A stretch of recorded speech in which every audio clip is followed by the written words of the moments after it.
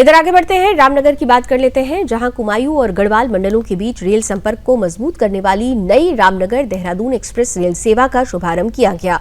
मुख्यमंत्री पुष्कर सिंह धामी और केंद्रीय रेल मंत्री अश्विनी वैष्णव ने शनिवार को वर्चुअल माध्यम से संयुक्त रूप से इस रेल सेवा का फ्लैग ऑफ कर नियमित संचालन की शुरुआत की।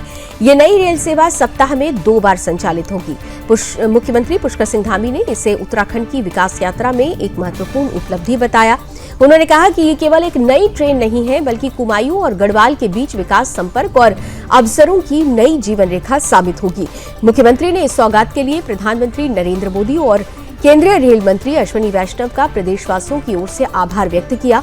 उन्होंने कहा कि प्रधानमंत्री के नेतृत्व में उत्तराखंड में रेलवे ढांचे का तेजी से विस्तार हो रहा है। रामनगर से देहरादून तक चलने वाली ये एक्सप्रेस काशीपुर, रोशनपुर, पिपलसाना, मुरादाबाद, नजीबाबाद और हरिद्वार होते हुए संचालित होगी। इससे कुमायूं और गढ़वाल के साथ पश्चिमी उत्तर प्रदेश के बड़े क्षेत्र को भी सीधी रेल सुविधा मिलेगी। मुख्यमंत्री ने कहा कि इस रेल सेवा से यात्रियों, विद्यार्थियों, व्यापारियों, कर्मचारियों और पर्यटकों को सुरक्षित, सुविधाजनक और समयबद्ध यात्रा का लाभ मिलेगा। उन्होंने कहा कि प्रधानमंत्री नरेंद्र मोदी के नेतृत्व में भारतीय रेलवे आधुनिक तकनीक, सुरक्षा और यात्री सुविधाओं के क्षेत्र में तेजी से आगे बढ़ रही है।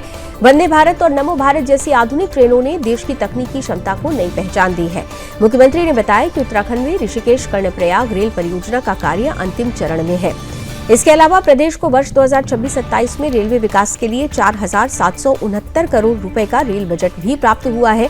वर्तमान में करीब 39,000 करोड़ रुपए की विभिन्न रेलवे परियोजनाओं पर काम चल रहा है। केंद्रीय रेल मंत्री अश्विनी वैष्णव ने कहा कि प्रधानमंत्री नरेंद्र मोदी के नेतृत्व में भारतीय रेल देश के विकास का मजबूत आधार बन रही है। उन्होंने कहा कि उत्तराखंड में रेल संपर्क को मजबूत करने के लिए लगातार काम किया जा रहा है। रेल मंत्री ने कहा कि रामनगर देहरादून एक्सप्रेस कुमायूं और गढ़वाल के लिए सेतु का काम करेगी।